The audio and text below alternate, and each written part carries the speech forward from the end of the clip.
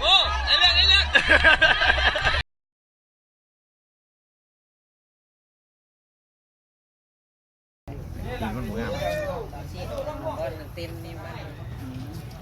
สบายดีน้องมื้อนี้มาเกี่ยมไม่เคยนอนหลังจากเมื่อคืนกินมาหลายเติมมือมามื้อเช้านี่ก็วิ่งหัวเติมหน่อยนึงมากับ Amazing บางเรื่องวันนี้มามัวน้ำกันกับพวกเขา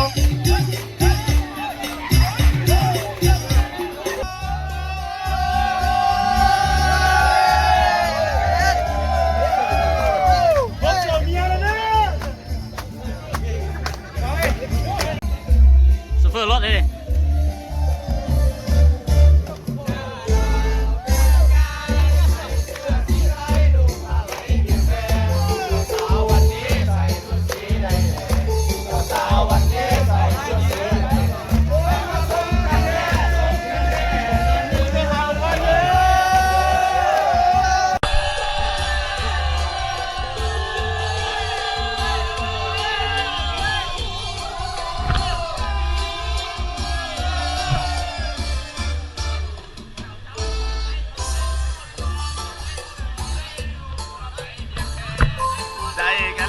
จะหามาแทนใส่ชุดสีใดแดงเอาหัวเดียวหัวเดียว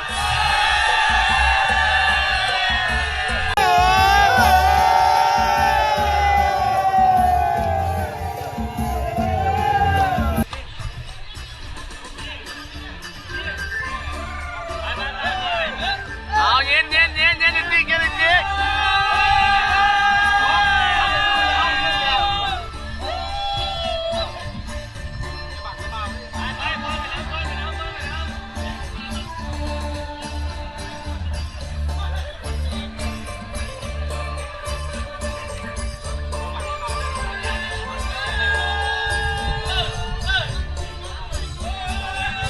จังไหนวันนี้เป็นจังไหน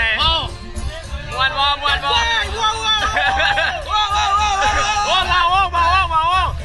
เป็นยังไงความรู้สึกวันนี้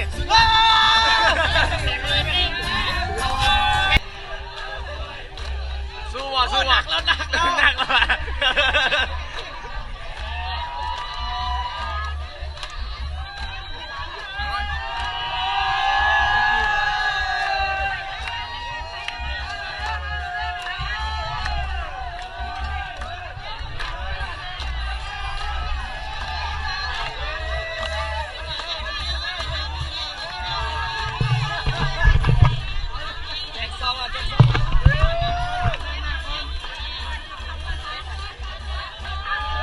ไปแล้วมาแล้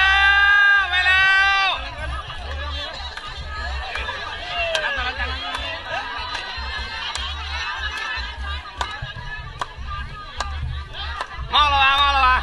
โอ้ไอ้เรื่องโอ้ย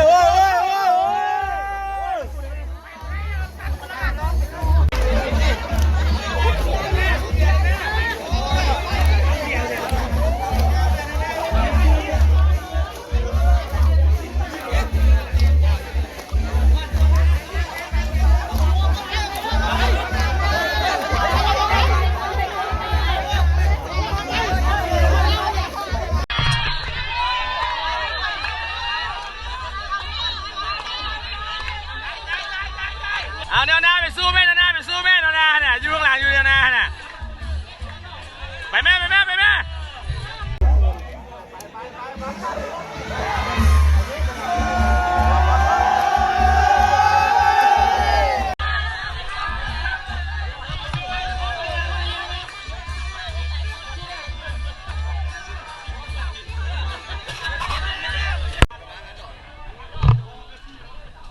รรยากาศหลังจากแห้งเคยแล้ว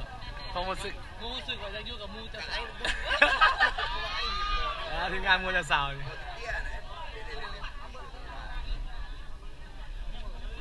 โอ้การห่มเนี่ยเมื่อยอยู่อ่ะโอ้แมนอยู่บ่หลังจากแห้งเคยแล้วยาวแล้ววันนี้ยาวแล้ว ข